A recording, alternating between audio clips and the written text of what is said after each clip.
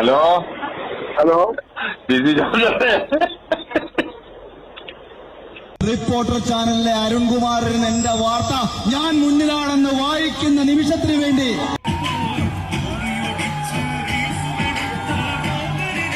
എങ്ങനെയാണ് ഹാട്രിക് വിജയം തന്നെ പ്രതീക്ഷിക്കുന്നു? ഒരു സംശയമില്ലല്ലോ, ഒരു സംശയമില്ല. അതാണ്, ആർക്കും ഒരു സംശയമില്ല.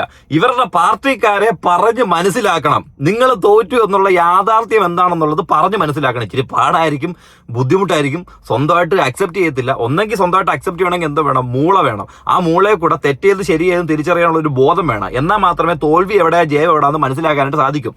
എന്തായാലും കമ്മ്യൂണിസ്റ്റ് പാർട്ടി ഓഫ് ഇന്ത്യയുടെ ചരിത്രം മാറ്റി എഴുതാനൊന്നും പിണറായി വിജയനെ കൊണ്ടും അവരുടെ കൂട്ടുകാരെ കൊണ്ടും നടന്നില്ല എന്നുള്ളത് യാഥാർത്ഥ്യമാണ്. ഇന്ത്യയിൽ നിന്ന് ഈ ഒരു പാർട്ടി എങ്ങനെ തുടച്ചു നീക്കി എന്നുള്ളതിന്റെ ഉത്തമ ഉദാഹരണമാണ് കഴിഞ്ഞ 10 വർഷമായിട്ട് നമ്മുടെ മുന്നിൽ പുള്ളിക്കാരൻ കാണിച്ചു തന്നത്. അതിൽ വളരെയധികം അഭിമാനം കൊള്ളണം പാർട്ടിക്കാരുള്ള കാര്യം പറയാലോ. 10 വർഷത്തെ ഭരണം കൊണ്ട് ഒരു പാർട്ടിയെ എങ്ങനെ ഇല്ലാതാക്കാമെന്ന് കാണിച്ചു തന്നു. പുള്ളിയുടെ കുടുംബം പുരോഗമിക്കുകയും കുടുംബക്കാർ പുരോഗമിക്കുകയല്ലാതെ കേരളത്തിന് ഉണ്ടാക്കി കൊടുത്തിട്ട് കടവാ. ഇപ്പം കോൺഗ്രസ്സുകാർ ജയിച്ചിട്ടുണ്ട്, അവരടുത്ത ഭരണത്തിലേക്ക് വരുന്നു, മുഖ്യമന്ത്രി വരുന്നു. ഡയറക്റ്റ് വരുമ്പോഴത്തേക്കിന് ഒരു കുമ്മാങ്കൂട്ട് കടവായെടുത്ത് കൊടുക്കുന്നത്. എന്നാൽ ഇത്രയും കടമുണ്ട്, ഈ ലയബിലിറ്റി വെച്ച് നിങ്ങൾ ഭരിക്കുക എന്ന രീതിയിലേക്ക് ആക്കി എടുത്ത് വെച്ച് കൊടുത്തിട്ടുണ്ട്. ഇനി അത് എങ്ങനെ മേക്കപ്പ് ചെയ്ത് മേക്ക് ഓവർ ചെയ്ത് ഈ ഒരു ഭരണം കൃത്യമായിട്ട് കൊണ്ടുപോകുന്നുള്ളത് UDFന്റെ കഴിവാണ്, അത് കണ്ടറിയാം. എന്നാലും ഒരു തോൽവി ഒന്ന് ആലോചിച്ച് നോക്കണേ. 35 സീറ്റ് എവിടെ കിടന്നവരാ?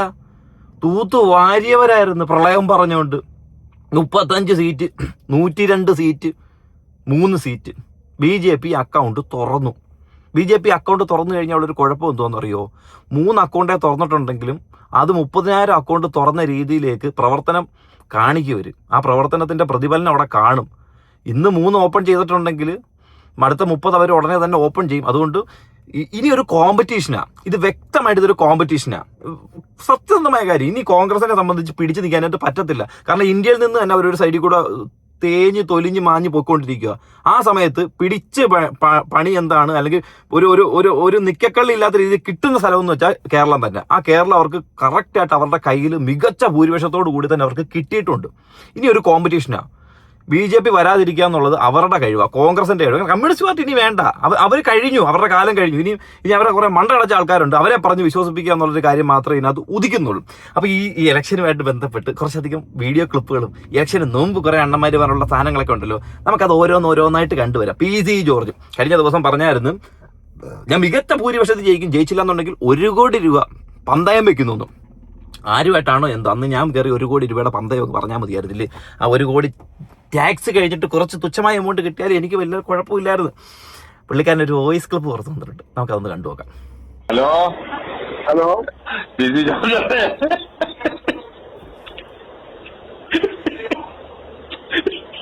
ഹലോ, ആരാണ്? PC ജോർജ് അല്ലേ? അല്ല, നിന്റെ തന്തയാണ് പോറിയുവനെ.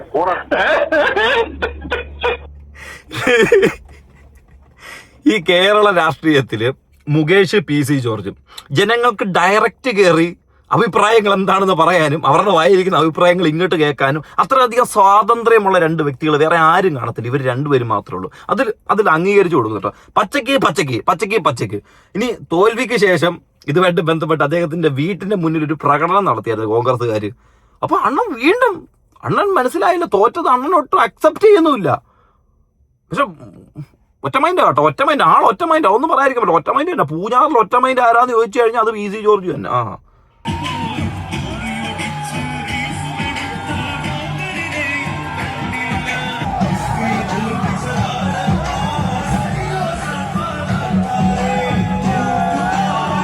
നിങ്ങൾ കാണിക്കുന്ന മോശം കേട്ടോ. ചങ്ക് തകർന്ന് മരിച്ചിരിക്കുന്നവന്റെ വീട്ടിൽ കൊണ്ടുവന്നിട്ട് അവനെതിരെ ഒരു പാരഡി ഗാനം ഇടുമ്പോഴത്തേക്കിനുള്ള അവസ്ഥയൊന്നും ആലോചിച്ച് നോക്കണേ. ഇതൊന്നും ക്യാമറയ്ക്ക് മുന്നിലുള്ള ഫേസ് വാല്യൂ ഉണ്ടാക്കാൻ വേണ്ടിയുള്ള പരിപാടിയൊന്നുമില്ല. ഫ്രസ്ട്രേഷൻ അടിച്ച് ദേഷ്യം വന്ന് എനിക്ക് തോന്നുന്നു ഇപ്പൊ ആ പാട്ട് വെച്ചേക്കുന്ന മൈക്ക് സെറ്റ് കിട്ടിയായിരുന്നെങ്കിൽ മറ്റേ മുഖ്യമന്ത്രി പറയുന്ന പോലെ കടക്ക് പുറത്ത് അടിച്ച് പൊട്ടിച്ച് നശിപ്പിച്ച് വിട്ടേനായിരുന്നു.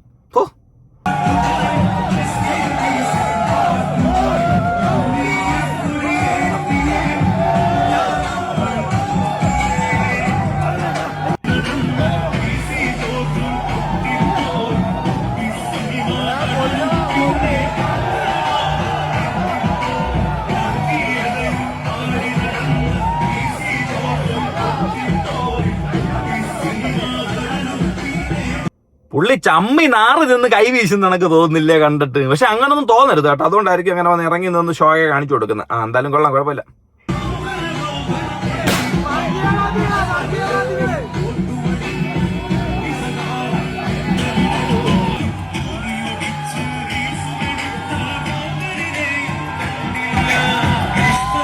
എന്തായാലും കൊള്ളാം. ടാറ്റ കൊടുത്ത കൈകൊണ്ട് തന്നെ തിരിച്ചു എന്ന് വിളിക്കാനും സാധിക്കുന്നല്ലോ. വളരെ നല്ല കാര്യം. എന്തായാലും രാഷ്ട്രീയക്കാരാണ്, രാഷ്ട്രീയത്തിൽ ഇറങ്ങി നിൽക്കുന്നവരാണ്. ഇതൊക്കെ കാണുകയും കേൾക്കുകയും വേണം. ഇതൊക്കെ വരുമെന്ന് പ്രതീക്ഷ തന്നെ ആയിരിക്കുമല്ലോ നിൽക്കുന്നത്. അത് വളരെ മികച്ച ഒരു ഇതായിട്ട് എനിക്കൊരു അവസരത്തിൽ പറയാനുള്ളൂ. ഇനി അടുത്തത്, രാത്രി ഭക്ഷണം കഴിക്കാൻ വേണ്ടിയിട്ട് പാർട്ടിക്കാരുടെ കൂടെ പോയിട്ടാണ് വരുന്നത്. അപ്പൊ അതിലൊരാള് വേഗം കഴിക്കട്ടെ, MLA കഴിച്ചിട്ട് പോട്ടെ ആദ്യം. MLA ഞങ്ങളുടെയൊക്കെ MLA ആണ്. എല്ലാരും വിളിക്കണതേ അങ്ങനെയാണ്. അയ്യോ, ഈ കൊച്ചിന് എന്തോ കുഴപ്പമെന്നറിയാവോ? ആൾക്കാർ തമാശ പറയുന്നത് എന്തുവാണെന്ന് മനസ്സിലാക്കാനുള്ള ഒരു സെൻസ് ഇല്ല. അവരന്നേ വിധി എഴുതി കളിയാക്കി വിട്ടത്. അയ്യോ MLA ഞാൻ കഴിച്ചിട്ട് പോട്ടെ, അങ്ങനെ ആയിരിക്കും പറഞ്ഞ. അല്ലാതെ MLA ഒന്ന് കഴിച്ചിട്ട് പോട്ടെ അങ്ങനല്ല. ടോൺ മാറ്റമുണ്ട്. അന്നേ ഊക്കി വിട്ടതായിരുന്നു ആ തട്ടുകട ഇരുന്നവര്. അത് മനസ്സിലാക്കാതെ അതിന് ഏതോ വലിയൊരു ക്രെഡിറ്റ് ആയിട്ട് ഇന്റർവ്യൂവിൽ വന്നിരുന്ന് പറയുകയും, അത് നമുക്ക് ഈ ഒരു അവസരത്തിൽ ഇത് കാണുമ്പോഴത്തേന് നമുക്ക് മനസ്സിലാവുന്നുണ്ട് കേട്ടോ. അത് എത്രത്തോളം സത്യസന്ധമായിട്ടുള്ള കാര്യങ്ങളായിരുന്നു അവർ പറഞ്ഞിരുന്നു എന്നുള്ളത് കാര്യം എനിക്ക് മനസ്സിലാവുന്നില്ല ചേച്ചി. അടുത്തത്, ഞാന് ചെറുപ്പത്തിലേ മുതല് ഈ പറയുന്ന പോലെ തൃപ്പൂണിത്തുറ തറവാടാണെങ്കിലും അവിടെ സർപ്പക്കാവും കാര്യങ്ങളൊക്കെ ഉള്ളതുകൊണ്ട് നമ്മൾ കുറച്ച് മാറി വാടക വീടുകളിലായിട്ടാണ് ചെറുപ്പം മുതലേ ഞാൻ നിന്നിട്ടുള്ളത്. അപ്പൊ ഒരു 23-24 വാടക വീടുകളിൽ ഒരു പ്രായം വരെ നിന്നിട്ടുണ്ട്. അപ്പൊ അങ്ങനെ നിന്ന സ്ഥലങ്ങളിലൊക്കെ തെക്കാണെങ്കിലും വടക്കാണെങ്കിലും കിഴക്ക് 23-24 വീടുകളിൽ വരെ, വാടക വീടുകളിൽ വരെ ആ ഒരു പ്രായത്തിൽ നിന്നിട്ടുണ്ട്. 24 വീടുകൾ എന്ന് പറയുമ്പോൾ ഒരു വാടക വീട്ടിൽ നമുക്ക് അഗ്രിമെന്റ് പ്രകാരം 11 മാസമായിരിക്കും. അപ്പം 24 വീട് വരുമ്പോഴത്തേക്കിനും ജീവിതത്തിന്റെ 24-25 വയസ്സ് വരെ അങ്ങനെ തന്നെ ആയിരുന്നില്ലേ അപ്പം? അതോ ഇനി മറ്റേ ഇല്ല പെണ്ണ് പറഞ്ഞതുപോലെ അച്ഛൻ എന്നെ 2 വയസ്സിൽ കൊണ്ട് സ്വിമ്മിംഗ് പൂളിൽ തട്ടിയിട്ടിട്ട് നീന്താൻ പറഞ്ഞെന്ന്. ആ പെണ്ണിന്റെ പേര് ഞാൻ പറഞ്ഞു. അത് കണക്കത്തുള്ള തെളിവല്ലാണോ ഇത്? ആണെങ്കിലും പടിഞ്ഞാറാണെങ്കിലും ഒരു 30 വീടെങ്കിലും എനിക്ക് പരിചയം ഉണ്ടാവും. ഞാൻ എൻ്റെ വീട്ടിൽ ഇരിക്കില്ല. ഞാൻ എല്ലാവരുടെയും വീട്ടിൽ പോയി അവിടുത്തെ കാര്യങ്ങൾ, അവരുടെ ആവശ്യങ്ങൾ, അവർക്ക് എന്തെങ്കിലും ചെയ്തു കൊടുക്കാനുണ്ടെങ്കിൽ അത് എല്ലാ തലവേദനകളും എടുത്ത് തലയിൽ വെക്കും. എല്ലാവരുടെയും വീട്ടിൽ പോയ എല്ലാത്തിനും പിള്ളേരൊക്കെ ഒരു സ്ഥലത്ത് റൂമിൽ അടച്ചിരുന്ന് സംസാരിക്കുമെങ്കിലും TV കണ്ടിരിക്കുമെങ്കിലും ഞാൻ ഉണ്ടാവുക പ്രായമുള്ള ആൾക്കാരുടെ കൂടെ, ഒന്നെങ്കിൽ അടുക്കളയിൽ അല്ലെങ്കിൽ പ്രായമുള്ള അച്ഛന്മാരുടെ കൂടെ വെളിയിൽ മുറ്റത്തിരുന്ന് അവരുടെ കൊച്ചു വർത്താനങ്ങളിൽ അങ്ങനെ അതിപ്പോ നമ്മളായാലും അങ്ങനെ തന്നെ ആയിരിക്കും. ഒരേ വൈബ് ഉള്ളവർ തമ്മിൽ കണക്ട് ആവത്തുള്ളൂ. അതിപ്പം ചിലപ്പം ഓൾഡിലായിരിക്കും കൂടുതൽ കണക്ഷൻ വരുന്നത്. അതുകൊണ്ടായിരിക്കും ഓൾഡ് ആൾക്കാർ എവിടെ ഇരിക്കുന്നത് അവിടെ പോയിട്ട് കൂടിയിരിക്കാനായിട്ട് സാധിക്കുന്നത്. എന്നാൽ 24 വീടുകളിൽ മാറിയപ്പോഴത്തേക്കിന് അതിന്റെ തെക്ക്, വടക്ക്, പടിഞ്ഞാറ് 4 ദിക്ക്, ആ 4 ദിക്കിലോട്ടുള്ള വീടുകളിൽ എല്ലായിടത്തും പോകാറുണ്ട്. അപ്പൊ 24 വീടിന്റെ 4 ദിക്കിലും കയറി ഇറങ്ങി നടന്ന് അവിടെയുള്ള എല്ലാ വീടുകളായിട്ട് കമ്പനി അടിച്ച് അവിടെ എല്ലാ വീട്ടിലും പോയി അവരുടെ വീട്ടിലുള്ള പ്രശ്നങ്ങൾ എന്താണെന്ന് കേട്ട് കണ്ട് മനസ്സിലാക്കി അതിനൊരു പരിഹാരം കൊടുത്ത് ആ വീടുകളിൽ പോകുമ്പോഴത്തേക്കിന് അവിടുത്തെ കാരണവർ എത്ര പേരുണ്ട് അവരുടെ സെൻസസ് എടുത്ത് ആ കാരണവരോട് മാത്രം പോയി ഇരുന്ന് പല കാര്യങ്ങളും ചർച്ച ചെയ്ത് എടുക്കുന്നു. എന്നിട്ടും വിജയിച്ചില്ലല്ലോ ചേച്ചി. അപ്പൊ ഒന്ന് മനസ്സിലാക്കിക്കോണം ചേച്ചിയുടെ പ്രവർത്തനം എന്തായിരുന്നു. കുഞ്ഞിലേ മുതലേ ഭയങ്കര രാഷ്ട്രീയ ഭാവിയായിരുന്നു. പക്ഷെ മുളയിലെ ആരടാ ഞുള്ളിക്കളഞ്ഞത്? വൃത്തികെട്ടവന്മാരെ, പാവം. എനിക്ക് വിഷമമുണ്ട്. ഇപ്പോൾ സമയം 9 മണി കഴിഞ്ഞ് 58 മിനിറ്റ്. ബിഗ് ബോസ് താരം മത്സരിക്കുന്ന തൃക്കാക്കരയിൽ അദ്ദേഹത്തിന് ആകെ കിട്ടിയത് 1141 വോട്ടുകൾ മാത്രമാണ്. 3-ാം സ്ഥാനത്ത്. ബിഗ് ബോസിൽ അതിൽ കൂടുതൽ വോട്ട് കിട്ടി. അതിൽ കൂടുതൽ വോട്ട് കിട്ടി. വീണ്ടും പറയുന്നു, ഇപ്പോൾ സമയം 9 മണി കഴിഞ്ഞ് 59 മിനിറ്റ്. ബിഗ് ബോസ് താരം 1141 വോട്ടുമായിട്ട് 3-ാം സ്ഥാനത്താണ് എന്നാണ് അദ്ദേഹത്തിന്റെ വിജയം പറയേണ്ടി വരും മാധ്യമങ്ങൾ നോക്കി അദ്ദേഹം പറഞ്ഞു നടന്നത്. അത് പോട്ടെ. ഇനിയിപ്പോ നിങ്ങൾ അഖിൽമാരാറിനെ ഒന്നും പറയല്ലേ, അത് വിട്ടേക്ക് പോട്ടെ. അണ്ണ എന്തോ അന്നത്തെ ഒരു ആവേശത്തിൽ പെട്ടെന്ന് പാർട്ടിയിലൊക്കെ കയറി എല്ലാം കണ്ട് ഒക്കെ വന്നപ്പോഴത്തേക്കിന് അതിന്റെ ഒരു ആവേശത്തിൽ പറഞ്ഞതാ. BJP ഒക്കെ ഭയങ്കര വർഗീയ പാർട്ടിയാണ്, അവരുമായിട്ടൊന്നും ഒരിക്കലും ചേരത്തില്ല എന്നൊക്കെ അണ്ണൻ പറഞ്ഞായിരുന്നു. അതേ ആള് തന്നെ അവരുടെ മറ്റേ കഴുത്തിക്കൂട്ടിടുന്ന സാധനം എടുത്ത് കഴുത്തിക്കൂട്ടിട്ട് കിടന്ന് തുള്ളുന്നതൊക്കെ നമ്മൾ ഒരുപാട് റീൽസിനകത്ത് കണ്ട. അതൊന്നും കുഴപ്പമില്ല. അത് അണ്ണൻ പറഞ്ഞത് മാറ്റി പറയും, അങ്ങനൊക്കെ പറയൂടെ. അത് നിങ്ങൾ എടുത്തു വെച്ചിട്ട് ഇങ്ങനെ ഒരു അവസരം കിട്ടുമ്പോൾ വീണ് നിൽക്കുന്നവനെ തോളത്ത് കയറി ഇരുന്ന് അവനെ വീണ്ടും പാതാളത്തിലോട്ട് ചവിട്ടിത്താക്കുന്ന പരിപാടിയൊന്നും കാണിക്കല്ലേ ചാനലുകാരെ. എനിക്ക് അത്ര പറയാനുള്ളേ. റിപ്പോർട്ടർ ചാനലിലെ അരുൺകുമാറിന് എന്റെ വാർത്ത ഞാൻ മുന്നിലാണെന്ന് വായിക്കുന്ന നിമിഷത്തിന് വേണ്ടി കാത്തിരിക്കുകയാണ്. അഖിൽരാജാണ് താഴെ നിന്ന് മുകളിലോട്ട് പോകുമ്പോൾ 24,303 വോട്ടുകൾക്ക് അഖിൽ മാരാർ എന്ന അഖിൽ രാജ് എന്ന അഖിൽ കൊട്ടാത്തല ഇപ്പോൾ പിന്നിലാണ്. ആദ്യം യൂത്ത് കോൺഗ്രസ് ആയിരിക്കുകയും പിന്നീട് കോൺഗ്രസ് പാർട്ടിക്ക് വേണ്ടി പിന്തുണ പ്രഖ്യാപിക്കുകയും പിന്നീട് അവിടെ നിന്ന് തിരിച്ച് യുവമോർച്ചയിലേക്കും BJPയിലേക്കും ഒക്കെ വന്ന് അവിടെ നിന്ന് 2020 വന്ന് മത്സരിച്ച അഖിൽ മാരാർ കഷ്ടിച്ചു പിടിച്ചിരിക്കുന്നത് 9,161 വോട്ടുകളാണ്. 9,161. എവിടെ അണ്ണാ കുഴപ്പമില്ല. ഇത് അടി എങ്ങനെയാന്ന് മേടിച്ചതാ, എരന്ന് മേടിച്ചതാ. അവരുടെ കയ്യിൽ നിന്ന് കിട്ടാനുള്ള അടി എങ്ങനെങ്കിലും പോയി എരന്ന് മേടിച്ചതായിട്ട് അഖിൽ മാരാറിനെ കുറിച്ച് ഈ ഒരു അവസരത്തിൽ എനിക്ക് പറയാനുള്ളൂ. ഒരു കാര്യവും ഇല്ലാതെ വഴിയെ പോകുന്ന വള്ളികളെല്ലാം വലിച്ചെടുത്ത് സ്വന്തം നെഞ്ചത്തോട്ട് കയറ്റിട്ട് ഈ വള്ളികളെല്ലാം എൻ്റെ വള്ളികളാണെന്ന് പറയാനും അതിൽ വളരെയധികം അഭിമാനം കൊള്ളാനും എൻ്റെ പേര്, എൻ്റെ മുഖം, എൻ്റെ ഫെയിം അതിനകത്ത് ഏറ്റവും കൂടുതൽ ആൾക്കാരെടുത്ത് വെച്ച് എന്നെക്കുറിച്ച് ആയിരിക്കണം ചർച്ച ചെയ്യണമെന്ന് വിചാരിക്കുന്ന ഏക വ്യക്തി, കേരളത്തിലെ ഏക ഫേസ് വാല്യൂ ഉള്ള ചർച്ചയിൽ നിൽക്കുന്ന ഏക വ്യക്തി ആരാന്ന് ചോദിച്ചാൽ അത് അഖിൽ മാരാർ മാത്രമായിരിക്കും. ഇനി അടുത്തത്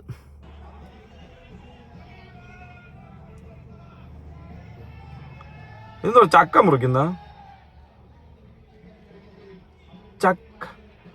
അടി നിങ്ങൾ പ്രതിഷേധിക്കുന്നതൊക്കെ കൊള്ളാം. അപ്പോഴത്തേക്കിനും ഒരു ചക്ക മുറിക്കാൻ അറിയാവുന്ന ഒരുത്തിനെ കൊണ്ടുവന്നുകൊണ്ട് പ്രതിഷേധിക്കാനായിട്ട് മുഞ്ച പരിപാടിയായിപ്പോ കേട്ടോ കാണിച്ചു കൂട്ടുന്നതൊക്കെ. ഈ അഖിലിന്റെ ഒക്കെ കാര്യത്തിൽ അഖിൽ എന്നെ അദ്ദേഹത്തിനെ പോലെ അങ്ങനെ മുതിർന്ന ഒരാളൊന്നും അല്ല, ചിലപ്പോൾ എന്നേക്കാൾ ഇളയ ഒരാളായിരിക്കും. അഖില് പറയുന്ന കാര്യങ്ങൾ എന്നൊക്കെ പറഞ്ഞാൽ അദ്ദേഹം എന്നെ ശ്രദ്ധിക്കുന്ന പോലൊന്നും ഞാൻ അദ്ദേഹത്തെ ശ്രദ്ധിക്കുന്നില്ല. എനിക്ക് സമയമില്ല. നിങ്ങൾ പറയുമ്പോഴാണ് എന്തെങ്കിലും പുള്ളി പറഞ്ഞെന്നൊക്കെ തന്നെ ഞാൻ അറിയുന്നത്. മാത്രമല്ല അതിനെന്തെങ്കിലും അഭിപ്രായം പറയാനും പറ്റൂല. ഇത് ഇലക്ഷന് മുമ്പ് തന്നെ വളരെയധികം ഒരു മൈലേജ് കിട്ടിയ ഒരു സംഭവമായിരുന്നു അഖിൽ മാരാർ ഈ പിഷാരടിയായിട്ടുള്ള ഒരു സംഭവം. ഒരു കാര്യവും ഇല്ലാതെ ഒരു സൈഡിൽ കൂടെ പോയ പിഷാരടിയുടെ വായിലോട്ട് തോട്ടി കൊണ്ടിട്ടിട്ട് നിനക്ക് നാക്കൊണ്ടോടാന്ന് ചോദിച്ചു. അപ്പോൾ പുള്ളി നൈസായിട്ട് നാക്കൊണ്ടെന്ന് പറഞ്ഞു. ആ പറഞ്ഞ സാധനം ജനങ്ങൾക്കിടയിൽ നല്ല രീതിയിൽ അഫക്റ്റഡ് ആയിട്ട് വന്നു. രാഷ്ട്രീയ ഭാവി എന്താണ് എന്ന് ആലോചിച്ച് നിൽക്കുന്ന പിഷാരടിക്ക് നല്ലൊരു മൈലേജ് കിട്ടാനായിട്ട് അഖിൽ മാരാറിനെ കൊണ്ട് സാധിച്ചു. അഖിൽ മാരാർ ഉള്ള കാര്യം പറയാമല്ലോ, സ്വന്തമായിട്ട് ജയിക്കാൻ കഴിഞ്ഞിട്ടില്ലെങ്കിലും ചുറ്റുമുള്ളവരെ ജയിപ്പിക്കാനായിട്ട് ശ്രമിച്ചിട്ടുണ്ട് കേട്ടോ. അതിൽ വളരെ വളരെ അപ്രിഷിയേറ്റ് ചെയ്യേണ്ട ഒരു കാര്യമാണ്. എല്ലാവരെ കൊണ്ടും നടക്കുന്ന കാര്യമൊന്നുമല്ല, ചുരുക്കം ചില ആൾക്കാരെ കൊണ്ട് മാത്രം സാധിക്കുന്നൊരു കാര്യമാണ് ഇതുപോലുള്ള കാര്യങ്ങളൊക്കെ കേട്ടോ. അടുത്ത എങ്ങനെയാണ് ഹാട്രിക് വിജയം തന്നെ പ്രതീക്ഷിക്കുന്നു? ഒരു സംശയമില്ലല്ലോ, ഒരു സംശയമില്ല. ഏതായാലും ഈ മാസം 4-ാം തീയതി ഇവിടെ വരണം. നമ്മളെല്ലാവരും സ്വീകരണ പരിപാടി കണ്ടിട്ടുണ്ട്. ആ മാസം 4-ാം തീയതി, അത് ഇന്നത്തെ ദിവസമാണ്. എവിടെ വരണമെന്ന് അവർക്ക് പോലും അറിയത്തില്ല. കാരണം അവർക്ക് നിൽക്കാനായിട്ട് പ്രധാനമായിട്ടൊരു സ്ഥലമില്ല കേരളത്തിൽ. ഇനി എവിടെയെങ്കിലുമൊക്കെ പോയി നിൽക്കണം. അത്രേ ഈ അവസരത്തിൽ എനിക്ക് പറയാനുള്ളൂ. ഈ ഗോവിന്ദൻ മാഷിനെയൊക്കെ പറഞ്ഞ് മനസ്സിലാക്കാൻ ഇനിയും പാടായിരിക്കും, ഭയങ്കര ബുദ്ധിമുട്ടായിരിക്കും. പുള്ളിയൊക്കെ ഇനി എന്തോ മുഖ്യമന്ത്രി എന്ത് തെമ്മാടിത്തരം കാണിച്ചാലും ആശാൻ നല്ലതാണേ, ആശാൻ അടിപൊളിയാണേ, ആശാനിൽ ഔഷധ ഗുണമുണ്ട് എന്ന് പറയുന്നവര് ഇനിയിപ്പോ ഏത് ആശാനെ എടുത്ത് തൂക്കും, ഏത് ആശാനെ കൊണ്ടുവരും? ഒരു പാർട്ടി ഇല്ലാതാക്കിയവനാണ് മുഖ്യമന്ത്രി. അപ്പം പിന്നെ നിങ്ങൾ അവരെ അയാളെ താങ്ങി വീണ്ടും മുന്നോട്ടാണ് വരാൻ പോന്നേ. വെറും ഫക്കിങ് ആസോളെന്ന് എനിക്ക് അവസരത്തിൽ പറയാനുള്ളൂ കേട്ടോ. നിങ്ങളുടെ ദയനീയ പരാജയം കണ്ടിട്ട് എനിക്ക് മനസ്സിലാകുന്നു. മെയ് 3-ാം തീയതി 7:58. നാളെ മെയ് 4-ാം തീയതി രാവിലെ 11 മണിയാകുമ്പോൾ LDF കേരളം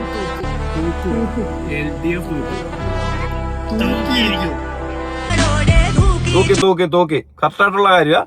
LDF തൂത്ത് വാരി ആ ചൂലുൾപ്പെടെ എടുത്ത് കത്തിച്ച് കളഞ്ഞു. ഇനി ആ സാധനമില്ല. തൂത്ത് വാരി 10 വർഷം സാധനം ഒന്നിച്ച് തൂത്ത് വാരി എടുത്തങ്ങ് കളഞ്ഞ് കത്തിച്ച്. ഇനിയിപ്പോൾ അത് നോക്കേ വേണ്ട. നിങ്ങൾ പ്രൊമോഷനാണ് കൊടുത്തതെങ്കിൽ വളരെ മികച്ചൊരു പ്രൊമോഷനും കാര്യങ്ങൾ ഒരുപാട് അർത്ഥവത്താക്കുന്ന ഒരു പ്രൊമോഷനുമാണ് നിങ്ങൾ ചെയ്തിരിക്കുന്നത്. വളരെ നല്ലൊരു കാര്യമാണ്. പിന്നെ ഇതിന്റെ ഭാഗമായിട്ട് അടിയും പിടി വെടിയൊക്കെ നടന്നിട്ടുണ്ടായിരുന്നേ, അതിന്റെ ഒരു ഭാഗം ഒന്ന് കണ്ടുപോകാം. അവിടെ കുപ്പിയൊക്കെ എടുത്തെറിയുന്നുണ്ടോ? ആ സ്ലോ മോഷനിക്കാണ് ഇവന്മാരെ പരിപാടി. ഈ തോറ്റം ഉറപ്പായി കഴിഞ്ഞാൽ ആശാന നെഞ്ചത്ത് കയറുക, ഒരു കണ്ണാടി ഇട്ട ഒരുത്തൻ. ഇനി ഇതിനകത്ത് അടിയൊന്നും ഞാൻ കാണില്ല. പാലക്കാട് വരെ പാർട്ടി ഓഫീസ്, അതായത് ഈ പാർട്ടി ഓഫീസ് ഇരുന്നുകൊണ്ട് തന്നെ ഇതുപോലുള്ള തെമ്മാടിത്തരങ്ങൾ കാണിക്കാനും, എന്നിട്ട് പോലീസ് കയറി ചെമ്മ അടി കൊടുത്തപ്പോഴത്തേലും ഓടി എന്റെ മേളിൽ കയറി ഒളിക്കുന്നു. അപ്പൊ അകത്തോട്ട് പോലീസുകാരെ കയറത്തില്ലല്ലോ. ആ ഒരു ഉറപ്പും വിശ്വാസം കണ്ടോ? ഈ സാധനമാണ്, ഈ കാണിക്കുന്ന ധൈര്യമാണ്, ഈ കാണിക്കുന്ന ഓവർ കോൺഫിഡൻസ് ആണ്, ഈ കാണിച്ചുകൊണ്ടിരിക്കുന്നത് അന്തയില്ലായ്മയാണ് ഇപ്പൊ ഇവര് തോക്കാനുള്ള മെയിൻ കാരണം. തോറ്റിട്ടും തോക്കാനുള്ള കാരണം എന്താണെന്ന് മനസ്സിലാക്കാതെ അത് വീട്ടിൽ പ്രവർത്തിച്ച് കാണിച്ചു കൊടുക്കുന്ന കുറെ മണ്ട അടച്ചവന്മാര്. അത്രേ ഉള്ളൂ. ഒന്നെങ്കിൽ അത് അക്സെപ്റ്റ് ചെയ്തിട്ട് അതിലൊരു തിരുത്ത് വരുത്തണം. പക്ഷെ ഒരുപാട് കമ്മ്യൂണിസ്റ്റുകാർ അക്സെപ്റ്റ് ചെയ്തിട്ടുണ്ട് കേട്ടോ, അതില്ലാന്ന് പറയാൻ പറ്റില്ല. ഒരുപാട് ആൾക്കാർ മാറ്റി ചിന്തിച്ചു. ഒരിക്കലും കോൺഗ്രസ് ഇപ്രാവശ്യം 102 സീറ്റുകൾ അവർക്ക് കിട്ടിയിട്ടുണ്ട് എന്നുണ്ടെങ്കിൽ അതൊരിക്കലും പ്രതിപക്ഷം അത്ര വലിയ സ്ട്രോങ് ആയതുകൊണ്ടൊന്നുമല്ല, അല്ലെങ്കിൽ പ്രതിപക്ഷം ഒരുപാട് കാര്യങ്ങൾ ഇൻവോൾവ് ചെയ്തുകൊണ്ടല്ല, പുതിയ വികസന പദ്ധതികൾ കൊണ്ടുവരുമെന്നുള്ള പ്രതീക്ഷ കൊണ്ടൊന്നുമല്ല. 99% ഭരണവിരുദ്ധത, പിണറായി വിജയനെതിര്, പിണറായി വിജയന്റെ തന്തയില്ലായ്മ, ഇവന്മാര് നാട് കുട്ടിച്ചോറാക്കുന്നത്, ഒരു ജനങ്ങൾക്ക് സ്വസ്ഥമായിട്ട് ഇരിക്കാനായിട്ട് പറ്റുന്നില്ല. നമ്മൾ ഏതെങ്കിലും ഒരു പരാതിയായിട്ട് എവിടെങ്കിലും ചെന്ന് കഴിഞ്ഞാൽ ഇവന്മാരുടെ കൈ കടി മറ്റേത് മറിച്ചത് എല്ലാ ജനങ്ങളും ഫ്രസ്ട്രേറ്റഡ് ആയിരുന്നു. ആ സാധനമാണ് കോൺഗ്രസ് ഇത്രയും വലിയ ഭൂരിപക്ഷം കൊടുത്തത്. ആ റിയാലിറ്റി ഇനിയെങ്കിലും മക്കളൊന്നും മനസ്സിലാക്കിയ വളരെ നല്ലൊരു കാര്യമായിരിക്കും കേട്ടോ ഈ ഒരു അവസരത്തിൽ. അടുത്തത് ഇതെന്താ റോബിൻ ശരിയെ പറഞ്ഞ റോബിൻ ഉണ്ടായിരുന്നില്ല ഇലക്ഷന്? അയ്യോ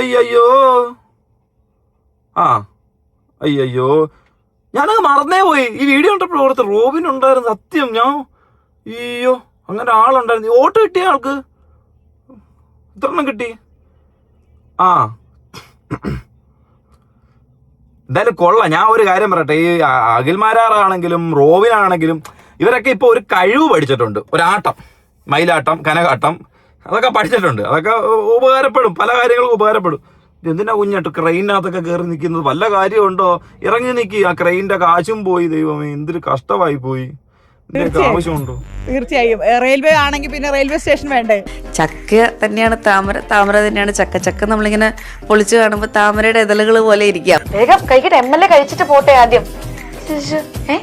MLA ഞങ്ങളുടെയൊക്കെ MLA ആണ്. എല്ലാരും വിളിക്കണതേ അങ്ങനെയാണ്. ഇപ്പം അവര് ഉറപ്പിച്ചു കഴിഞ്ഞു.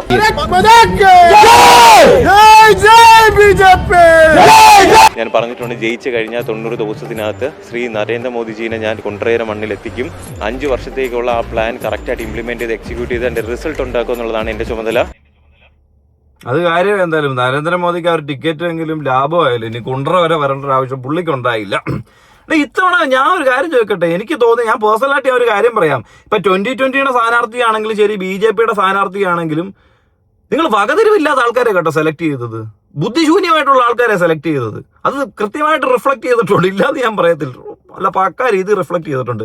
എന്തായാലും ഹാസ്യരൂപേണ ഇത്തവണത്തെ ഒരു ഇലക്ഷൻ നമുക്ക് കാണാനായിട്ട് സാധിച്ചു.